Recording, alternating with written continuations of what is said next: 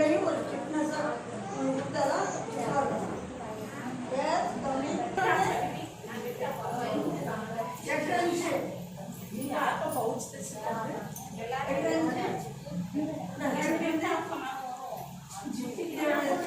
வரும் அப்படின்னா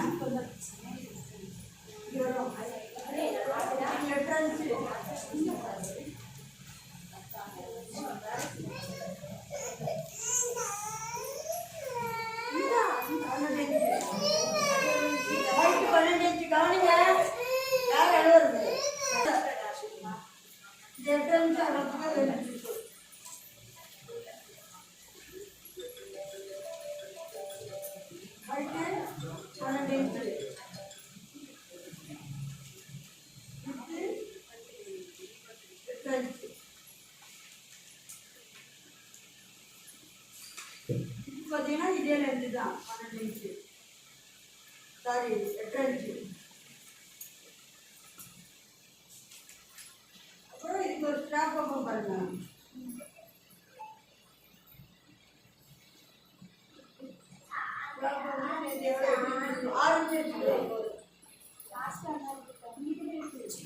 ஆரஞ்சு 6க்கு 1 2 வச்சோமா?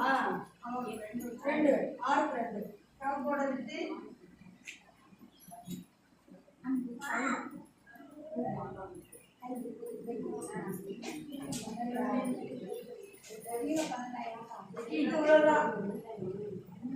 இதில் பார்த்தீங்கன்னா இப்போ 8 இன்ச்சு வச்சுருக்கோமா?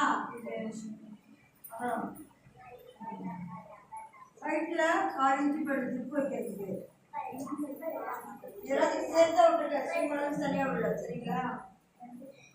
அதே போல் 4 இன்ச்சு போய்டும். 4 இன்ச்சுனா 1/2 இன்ச்சு தேங்காய். அதுக்கப்புறம் 2ஆக மடிக்கும் போது இப்படி வரும்.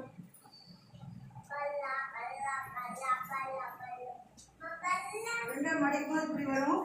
நம்ம என்ன பண்ணலாம், கார்னர்லேருந்து 1 இன்ச்சு மடிச்சுக்கணும். அப்போ பாட்டம் 2 இன்ச்சு வரும். ஃபினிஷிங் பாட்டம் வந்து ஃபினிஷிங் 2 இன்ச்சு வரும். இப்போ 1 இன்ச்சு கிராஸ் வைக்கணும்,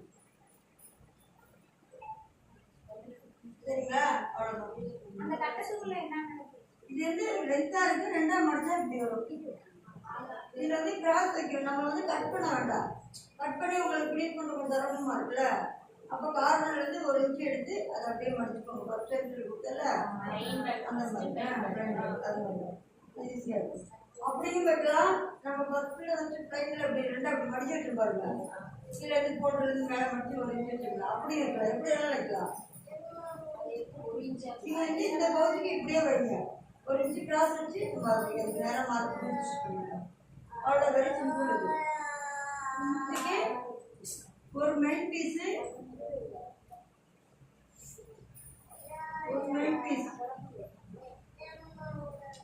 அப்புறம் லைனிங் ஒன்று, ஒரு லைனிங், அப்புறம் அதுக்கு வந்து ஒரு கை வைத்தது அல்லது 4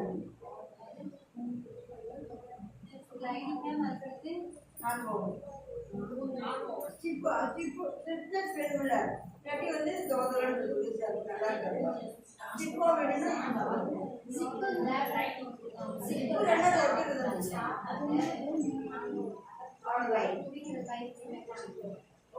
ஓகேவா?